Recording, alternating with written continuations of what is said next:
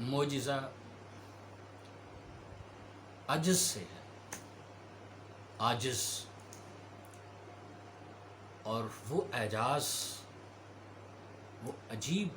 بات، قول، فعل اور کوئی ایسا کارنامہ، کوئی ایسی حقیقت کہ جو بنی نوح انسان، جو کہ اللہ کی اشرف المخلوقات ہے، انسان کی عقل و شعور اور فہم و ادراک سے بالا تر کوئی ایسی بات جو انسانی سمجھ اور شعور سے باہر ہو، جسے انسان سمجھ نہ سکے کہ یہ کیسے ممکن ہوا اور یہ کیوں کر ممکن ہے۔ کوئی ایسی بات، کوئی ایسا کلام، کوئی ایسا کام، کوئی ایسا فعل، کوئی ایسی حقیقت جو انسانی عقل و شعور سے بالا تر ہو، وہ ہے معجزہ۔ اللہ وحدہ لا شریک نے اپنے انبیاء کرام کو بہت سارے معجزات سے نوازا۔ حضرت موسیٰ علیہ السلام کا عصا، چھڑی، کہ اگر وہ پانی میں مارتے تو راستہ بن جاتا، زمین میں گاڑتے تو وہ ایک ہرا بھرا درخت بن جاتا اور اس کے بعد اس میں پھل لگتے۔ اسی طرح حضرت عیسیٰ علیہ السلام پیدائشی نابینا اندھے کی آنکھوں کے اوپر ہاتھ پھیرتے تو وہ بینا ہو جاتا، اور کسی مرض کوڑھ میں مبتلا شخص کو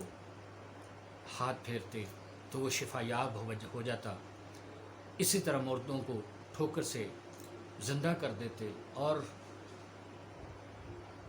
اپنے ہاتھوں سے مٹی کا بنا ہوا پرندہ اس کو پھونک مارتے اور وہ زندہ ہو کر اڑ جاتا۔ تو یہ معجزات جو انسانی عقل و شعور سے بالا تر ایک حقیقت ہو، جسے انسانی عقل سمجھنے سے قاصر ہو، عاجز آ جائے اور نہ سمجھ سکے، عجیب و غریب چیز، اسے معجزہ کہتے ہیں۔ آج ہم جس معجزے کی بات کرنا چاہ رہے ہیں اور جس اعجاز کو میں آپ کے سامنے پیش کرنا چاہتا ہوں اور آپ کی سماعتوں کی نظر کرنا چاہتا ہوں، دیکھیں، دین اسلام میں قرآن بذات خود ایک بہت بڑا اللہ کا معجزہ ہے جو 1400 سال سے بنی نوح انسان کے درمیان موجود ہے۔ اور جیسا کہ اسلامی تاریخ میں کہ کوئی انسان قرآن کی ایک آیت کے مقابلے میں ایک آیت بھی پیش نہ کر سکا، اور اللہ وحدہ لا شریک جو ہیں وہ ان کا یہ کلام تا قیامت لوگوں کے درمیان موجود ہے، اور اپنے تمام نورانی ہدایتوں اور اپنی لازوال جو قرآن کی حکایات ہیں اور قرآن کی باتیں ہیں، قرآن کے اقوال ہیں، قرآن کے قانون ہیں، قرآن کی نصیحتیں ہیں، اور قرآن میں موجود جو نظام ایک حیات کی طرف ایک گائیڈنس ہے، وہ اپنی جگہ پہ ایک بہت بڑا معجزہ ہے۔ لیکن ہم جو بات کرنا چاہتے ہیں وہ یہ ہے، اور میں تمام مسلمانوں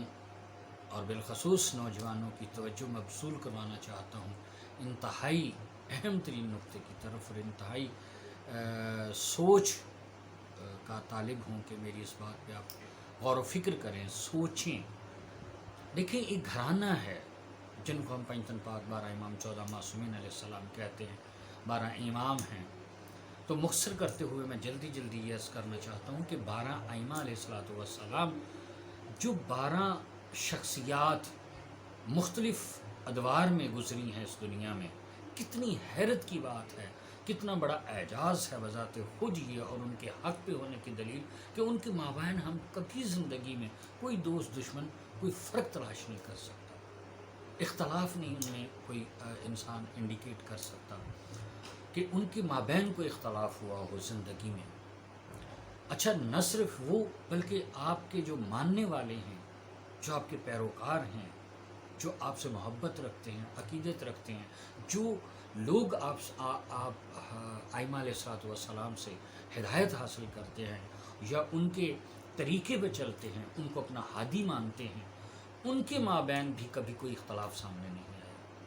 مثلا یہ کہ کوئی ایک شخص کہے کہ امام حسن علیہ السلام کا یہ قول، تو دوسرا شخص جو ہے اس کو رد کرے معاذ اللہ کہ نہیں امام حسین کا یہ قول ہے۔ یعنی ہر امام کا جو قول و فعل ہے وہ دوسرے امام کے مطابق ہے، اور ہر امام بے شک ان کا زمانہ جدا رہا ان کا، لیکن ان کی تعلیمات، ان کی ہدایت، ان کے ماننے والوں کے درمیان یکساں ہیں، ان کی محبت و عقیدت یکساں ہے، ان کی تعلیمات یکساں ہیں، ان میں کوئی اختلاف رائے نہیں ہے۔ ایک امام نے دوسرے امام سے کوئی اختلاف نہیں کیا، ان کے ماننے والوں نے اماموں کی ہدایات پہ، ان کی احادیث پہ، ان کے اقوال پہ، ان کی ہدایتوں پہ کبھی آپس میں اختلاف نہیں کیا۔ تو یہ بذات خود ایک بہت بڑا اعجاز اور معجزہ ہے، اور کیا یہی ان کے حق پہ ہونے کی سب سے بڑی دلیل نہیں؟